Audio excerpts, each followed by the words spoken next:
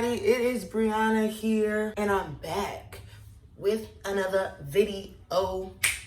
I am in a good mood. I am warm because I had to turn off my AC. My AC blows 79,000 decibels a minute. However, I gotta get this thing moving because it's getting warm.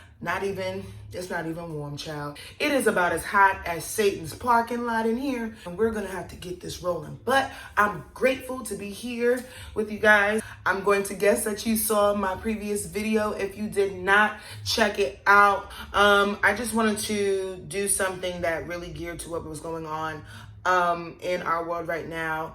For some reason, it was really hard for me to do. I was really struggling. My software was going in and out. I'm like, all right, of course it would go out right now because I'm trying to make a video such as that one, but it all came together. I'm going to do another segment about the Black Lives Matter movement from a different take, from the men's perspective, called Watching Girls Die. Be on the lookout for that. I'm so excited to get that rolling so I can get that to you as soon as possible. However, I think that we should, balance it out. Let's have a little fun with the information, a little bit of this, a little bit of that. So today I'm going to talk to you guys about my top deal breakers. Let me put a pin in that before y'all automatically think that I'm single, and I'm not. It'll be those few that will get things going. I am not single. I am in a happy, healthy relationship. Grateful for that. So y'all don't really gotta check for me. I'm good. However, I did date before.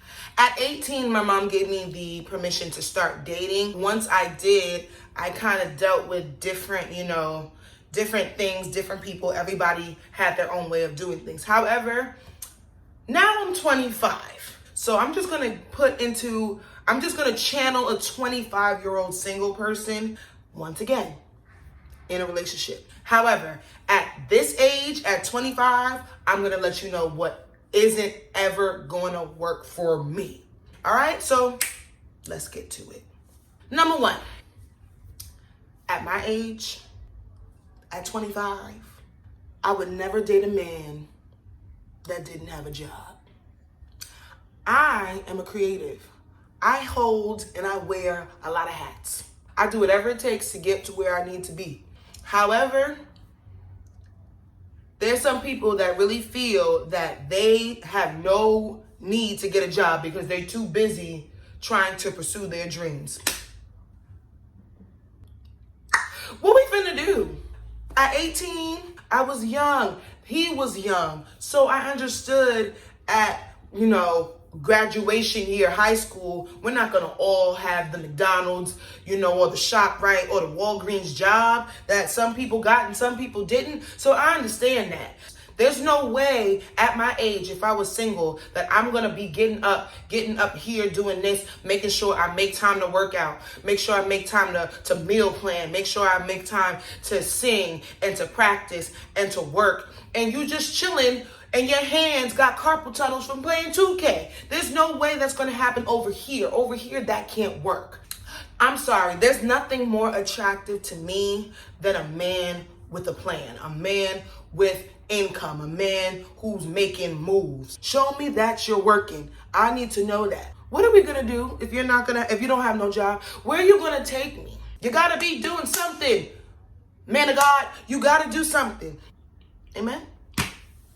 Number two, a man with a different faith than I have.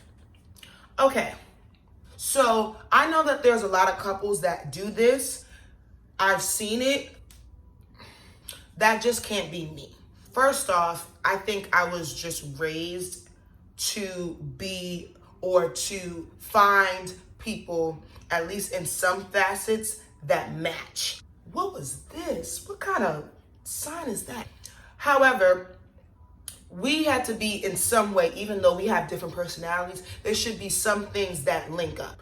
I don't feel comfortable with having me as a Christian and he as another faith, because sooner or later at my age, I'm not going to just want to date just to date. I'm going to want to be courted. I'm going to want to be pursued, and I'm going to want to then have a person that wants to not just date me, but to marry me. And I feel that if you are starting a family, if your family is built on two different faiths, I don't think that's going to be a stable foundation for me. I feel like, my opinion, that's not stable, because then depending on if there's children involved, we have to then split who's going to believe this, who's going to believe that. I should at least one of my children should be of this faith, and then another can be of this faith. I feel like a house divided cannot stand. So for real, me, I cannot have that. If I love the Lord, I believe that the Lord is going to send me someone who loves the Lord. And if you have your specific faith, then it will be a divine connection for someone with that similar faith to meet you. I just feel that one and one, nah. And another thing, you know what I really don't feel like doing too? I am not the person that wants to get a man and change them to my faith. I feel that all I can do as a Christian woman and as a woman of a Christian faith is to, witness and to show, even if it's by first date, even if it's with the first date, who I believe in, what I believe in. And if something that I say or a way that I walk or a way that I talk, pricks your interest as to how or what that could be, then I will answer questions as to what, how I am the way I am and how my faith links to that. However, I'm not trying to change a man. I'm not trying to convert a man to a faith. I don't want that responsibility. That is too much work. I feel that God, if he loved me, and I believe that he do, he is going to send me the right person. It just makes things easier. It makes things easier. It flows more. I don't feel uncomfortable. I don't feel like walking on eggshells when I talk about things. I don't want to feel weird if I say God has been so good and you look at me cross-eyed and I'm like, why are you looking at me cross-eyed? I love the Lord, don't you? And then I forget that you don't. And then what are we going to do? We got to be linked there. We got to be linked. We got to be linked. That's a deal breaker for me. Sorry. Next. People probably gonna get me on this one. Maybe they ain't. It's a deal breaker if you are not attractive to me. Let me repeat that before people link that differently. If you are not attractive to me, why are we hanging out? I had to do the extra pointing to me and the extra doing this, pointing the arrows this way, because there'll be that one chick who got an issue with me saying that, or one guy saying, oh, he just gotta be attractive. Yes!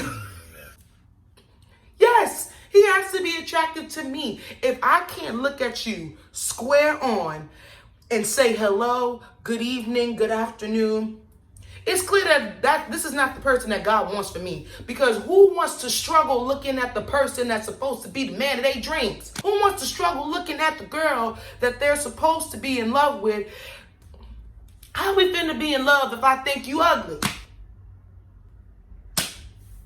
Alright, I feel that a lot of people drag that line when it comes to, you should love people for who they are. You should, look at the personality, more so than their appearance and things like that. And then I have to question them with that same thing. Are you okay with spending the rest of your life with someone that you can't look at fully? Are you okay with that? Because if you are, I'm going to let God be God for you. But for me, if I can't look at you, what are we doing? That's why I'm grateful. Woo! I am so grateful that my man is a good looking thing. I tell you, sitting up 6'1", just chunky and lovable and squishy and fun. I just love that man. And I can look at him until I fall asleep. That is what I'm talking about. I love him as a person. He is my best friend. He is faith driven. He's faith based. But let's just be real. Why would you want to talk to somebody if you can't look at them? There can also be some type of chemistry, even if the person isn't, top 10 fine or summertime fine. There'll be something there that we can connect with, and even if I can still be able to focus in on you because of that connection. If there's not even one level of connection, even if not appearance, if there's nothing that you say, if there's nothing that you do, if your behavior doesn't connect you to me in some type of form, you're automatically unattractive. So when I talk about attractive, I think appearance as well as how we connect, how we converse. Our behaviors, do they match? Our personalities, can they work? Because there's some people, listen, I'm still surprised that my boyfriend is still with me, because we are totally different in how we do things. I am super loud. I am always here. And I'm like, that's just who I am. And at one point I was like, but I don't care no more. On the contrary, my boyfriend is literally the opposite. Unless he's with his friends, then he sprouts. Then he springs into blossoms into the beautiful flower. That's just who he is. We are literally lock and key. The way we handle situations, I want to be this, he wants to be this. It's just, listen, God, I thank you, because I don't even know how that even worked. However, there was something about him, not only him being physically attractive to me, there was something that connected him and I. It might not just be appearance, but there has to be something that connects me to you to make me want to do that again. Dang, guys, like, come on now. Like, I just can't stand these people to be like, oh, we don't really connect, but God told me to be with him.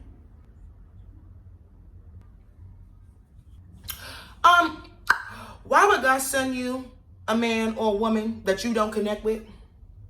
See, this is why I can't with the people. I can't. Let's move on. I think I forgot. I forgot my count, but we're just gonna move on. So another deal breaker for me, this might be something that I might get a little backlash for, because we're in a progressive, era.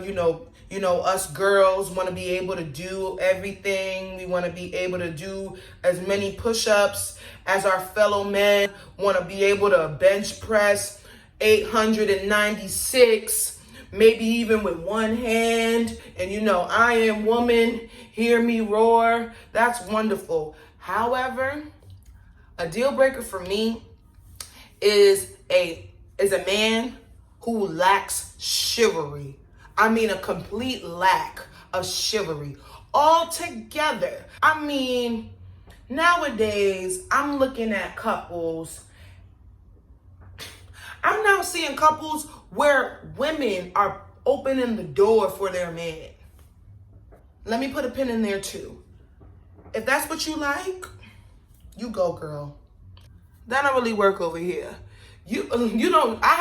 Listen, okay?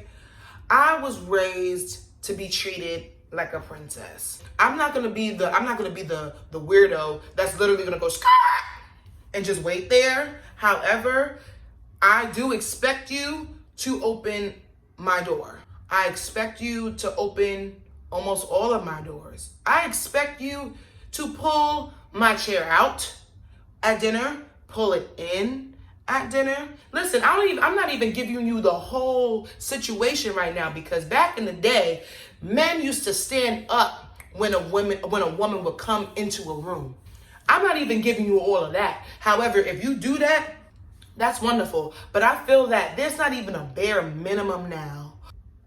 And you know what's crazy? Sometimes I feel as if me wanting that, at one point I thought that me wanting that was wrong, because it just seems like everybody was looking at me, well, Bree, does he have to open your door? Yeah. I think it's funny to me, because I feel that sometimes I'm just split between the progressive era, like that modern millennial, and just certain traditional traits and values. I just feel like there's just certain things that a woman should receive and that a man should give. You know, because I'm not in the just dating business. I'm in for the long haul. I'm in to be courted. I'm into, you know, marriage and all that stuff. And I feel that as women, we should enjoy and we should let our men know that this is what we like. But however, I'm grateful I don't gotta worry about that. Last deal breaker for the day. Last deal breaker is, I don't want no boring dude. What we finna do, bro? What we finna do? I don't want a boring dude. And I feel that that's just, and that's subjective. That's subjective. I feel that everybody has, you know, certain things that they like and what they don't like. And I'm someone who is cool with not knowing something or might not even be interested in something. And then, you know, you showing me how to do it. Even if I don't like it, let's participate. Let's do something. We can't be going to the same restaurants every Friday. We can't walk in the same park every Tuesday. Let's switch it up. Let's do a movie here, a park date here, a picnic here, a concert here. And also, I cannot handle boring conversations. After a while, the small talk needs to stop. And there has to be something that we can talk about. Even if it's dumb. I am someone who will literally talk about the dumbest thing that happened to me today. And then it's a conversation. And then it should sprout off to something else, because that's what a conversation is. If we can't have a conversation in person, we shouldn't even be dating, because if the phone is the only way we can communicate, that's like bare minimum communication. So if we can only be verbal by phone, maybe you ain't it, bro. Once again, I don't have those issues anymore. Grateful to God. It's funny because when you've been with someone since 18, 19, and up till now, of course, there were bumps in the road. Of course, there was things, you know, that I didn't like, and I had to be like, hey, babe, you know, did we do something else? He and I, we've been in a relationship for so long, and I can't wait for you guys to meet him. Hopefully, he'll show up.